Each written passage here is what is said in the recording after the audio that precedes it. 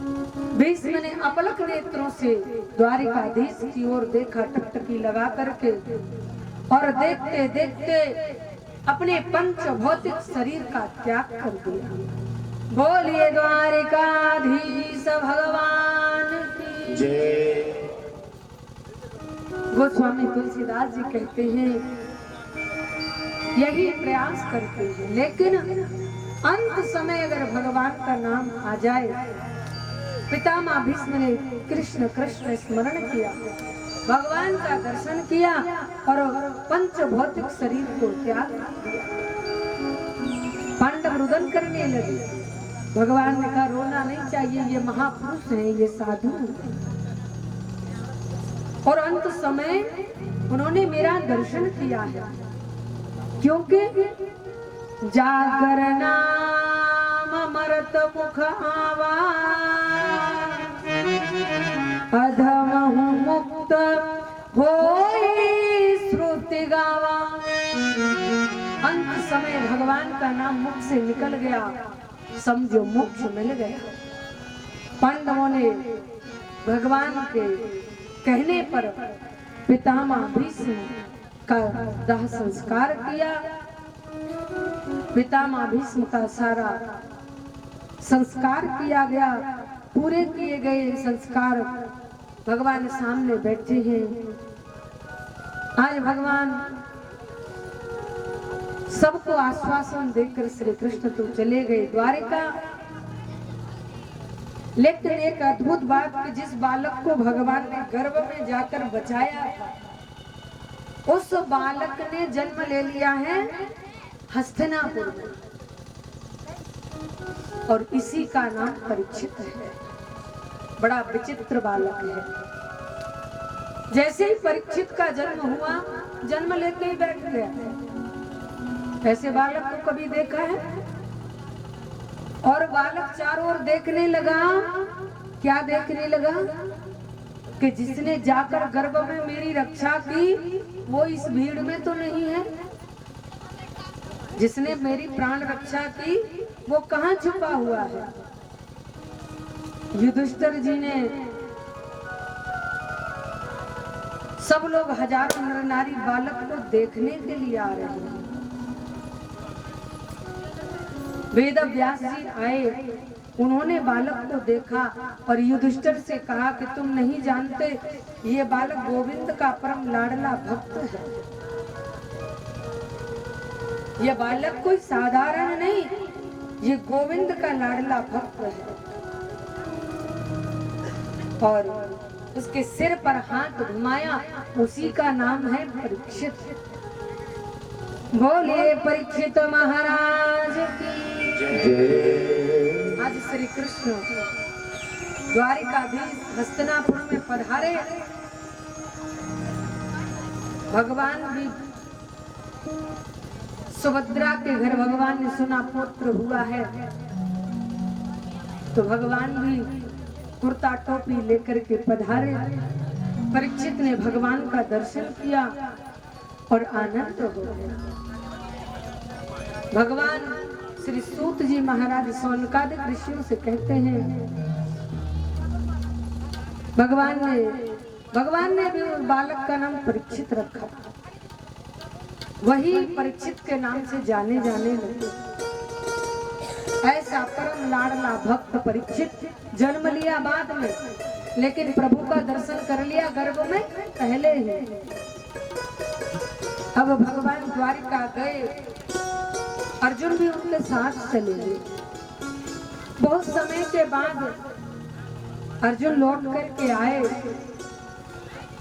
तो अर्जुन से युधिष्ठिर जी ने पूछा, अर्जुन अरे कृष्ण के साथ जाने के बाद तुम्हें कुछ याद नहीं रहता? बताओ हमारे मामा वसुदेव कैसे हैं? मामी देव के कुशल तो है ना? और मेरे प्राण वल्लभ कृष्ण वो कैसे हैं?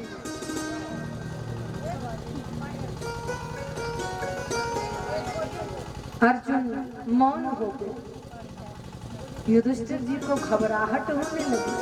अर्जुन क्या हुआ? अर्जुन ने बताया, भैया जिन श्री कृष्ण की कृपा से मैंने भगवान शिव को प्रसन्न किया, जिन भगवान की कृपा से हमने सर्वस्व पाया, वही मेरे बंधु, वही मेरे प्राण वल्लभ कृष्ण इस धराधाम को छोड़ करके चले गए। सारे यदुवंशी मेरे सामने मारे गए और मैं खड़ा खड़ा देखता रहा। भगवान ने कुछ उपदेश किया था कि कुछ स्त्रियों को हस्तिनापुर ले जाओ, लेकिन मैं मार्ग में उनकी भी रक्षा नहीं कर सकता। युधिष्ठिर जी ने सुना।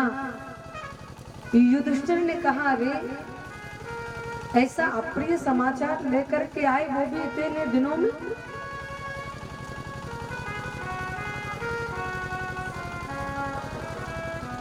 हम कृष्ण के अलावा रह नहीं सकते। युधिष्ठिर जी ने आदेश किया, जाओ हमारे पौत्र परीक्षित को राजगद्दी पर बिठाने की तैयारियां की जाए। अब हमारे कृष्ण चले गए हैं, अब हम राजगद्दी पर रहना नहीं चाहते। पांडवों ने कहा, हम भी साथ में चलेंगे। द्रौपदी भी, पांचों पांडव। मां कुंती ने सुना कि मेरे कृष्ण चले गए, कृष्ण कृष्ण स्मरण किया और कुंती ने भी 1 मिनट में शरीर का त्याग कर दिया, क्योंकि पांडवों का सर्वस्व केवल कृष्ण है। यदि कृष्ण नहीं तो पांडव नहीं रह सकते। सूत जी कहते हैं, सौनकादिक ऋषियों से बड़ी जल्दी आनंद फानन में परीक्षित को राजगद्दी पर बिठाने की तैयारियां की गई। पांडवों ने बड़ा सुंदर उपदेश किया और कहा, बेटा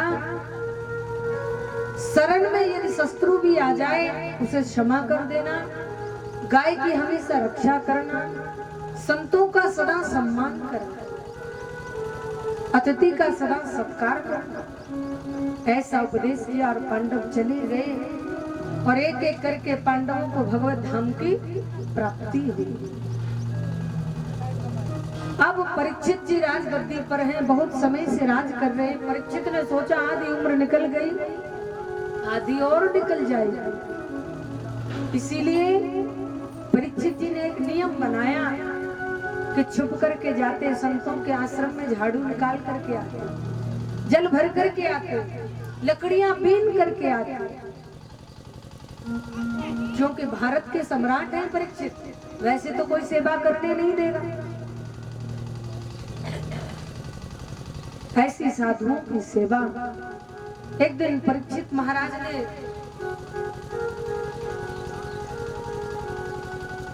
खजाने में प्रवेश किया और अपने पूर्वजों के खजाने से एक बड़े सुंदर मुकुट को देखा और सिर पर धारण कर लिया और जंगल में गए।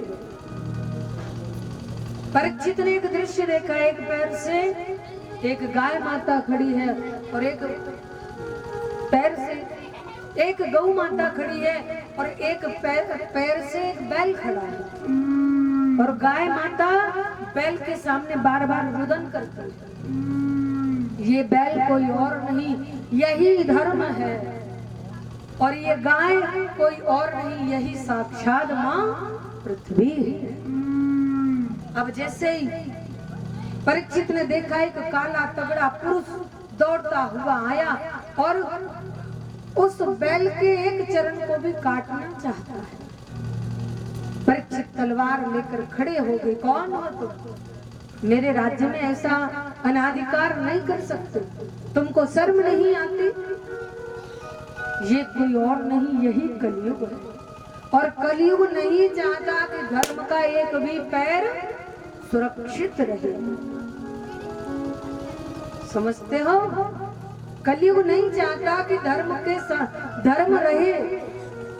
देखो, अगर कथा में आने के बाद किसी से ईर्ष्या होने लगे, समझ लेना कलयुग गड़बड़ी कर रहा है। अगर कथा में आने के बाद घर की चिंता लगे, समझ लेना 50% नहीं 100% गड़बड़ कर रहा है। कथा में आने के बाद सोचो कि मैं तो यहाँ आ गई, निगोड़ी बहू न जाने क्या घर पे कर रही होगी, ये चिंता लगने लगे, समझ लेना कलयुग गड़बड़ी कर रहा है तुम्हारे ऊपर। कथा में आओ तो बिल्कुल खाली होकर के आओ। अरे सारा जीवन यही तो करना है। विचार करिए, आपकी उम्र कितनी हो गई? लगभग 30, 20, 40, 50 हमारी बूढ़ी बूढ़ी माताएं बैठी हैं। किसी की 60 भी होगी, किसी की 70 भी होगी। तो विचार करिए, आपने 70 साल वही कार्य किया मैया, कुछ बदला? अब ये 10-5 और बची है, इनमें भी वही करो